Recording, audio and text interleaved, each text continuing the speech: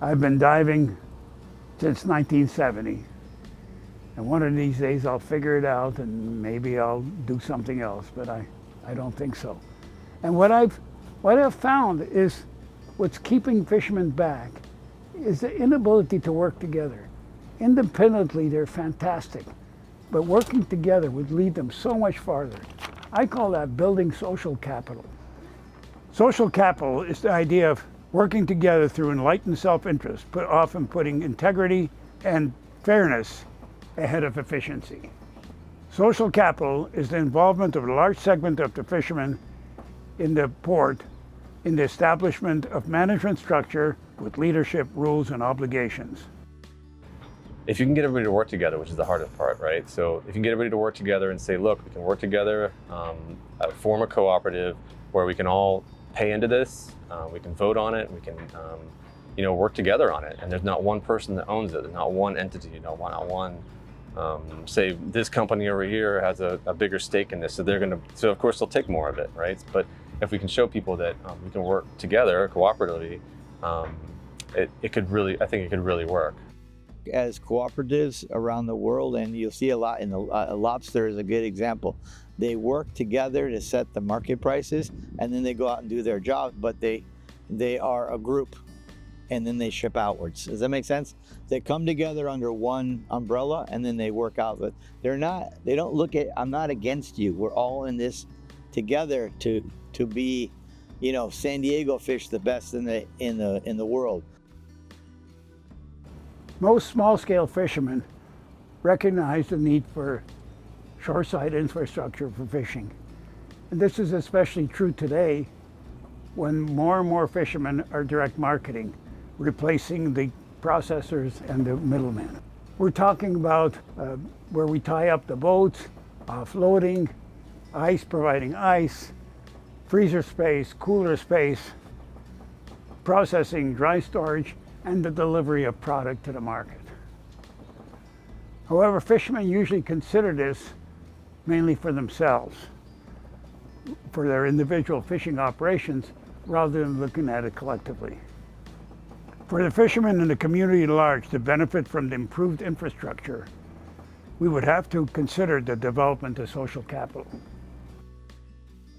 It's something that we take on ourselves a lot of the times. Like some people even buy an ice machine and put it in their garage, or some people go get a commercial kitchen, or some people have their own storage here and there, that kind of thing. And it's just, it's expensive, and it takes away from what we want to do, which is go fishing.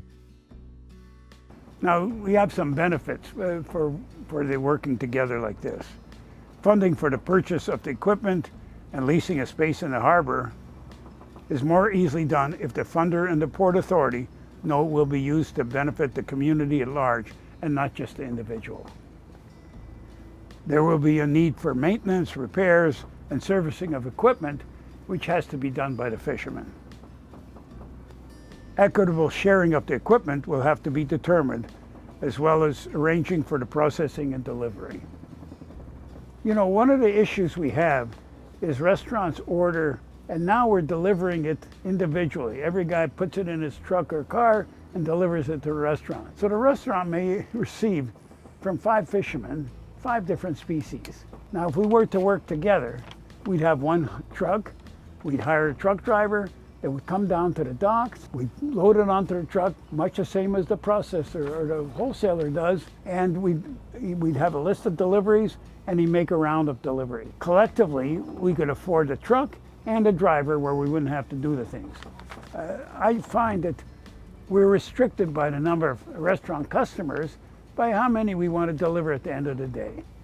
In this case, they'd have some deliveries almost every day of different product, and sometimes 4 or 5 products. And we could display them in the truck in such a way that the chef would go look at it and say, I didn't order some of these. Could I get some of those next week? It would open up the amount of products we sell. And the restaurant then would receive 5 or 6 products with one phone call. Where we work better is that we have understanding of when stuff is going to show up, for instance, and that we can't be waiting at the dock or waiting for a boat to arrive to do the unload, and then not have the resources with, you know, whether it be forklifts or whatever to get the fish on the back of the truck and then brought back up to us. It's like we need the infrastructure for our driver to pull up within their routes. There's somebody to put it on the back of his truck and get him back on the road. It really opens up a lot, I think, for the fishermen, for the restaurants, for local consumers, really. The dockside market is a phenomenal opportunity for younger guys to get into the game and then start interfacing with customers every Saturday, showing up consistent, and then expanding upon that. If California is big on direct-to-consumer, finding those different neighborhoods that want fresh local fish, you know, that I go out Thursday and then you're getting it Friday or Thursday afternoon, you know, if you come down to the docks. Going to the port, maybe not just here, but maybe going down further to Embarcadero or maybe at Shelter Island. Marketing would mean adding to the pool of buyers rather than competing with one another for the small pool of existing customers, which is a zero-sum game. The idea of working together should be established by fishermen. And if we were to establish this, I think everybody would benefit from it.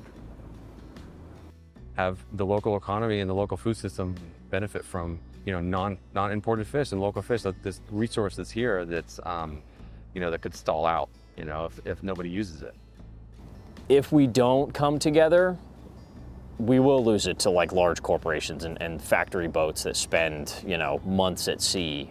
And I mean, this is what's left for the most part of the commercial fishing fleet. There's a small presence over at Driscoll's, but if we don't come together, we will lose it. Funny thing is, people said, do you have a hobby? I said, fishing is my work and talking about fishing is my hobby. I really enjoy talking about it. And I think seeing the future, not the next trip or the next year, but seeing where fishing is going 5, 10 years from now has to be considered, has to be considered. And I always think that in every port, there are 2 or 3 leaders. But it's hard to move people with just 2 or 3 leaders and a lot of followers that argue with them all the time. If you had 2 or 3 leaders from 15 different ports around the country that would meet once a month to talk about what's working and not working in their port, I think this collaboration of the ports would really go far together.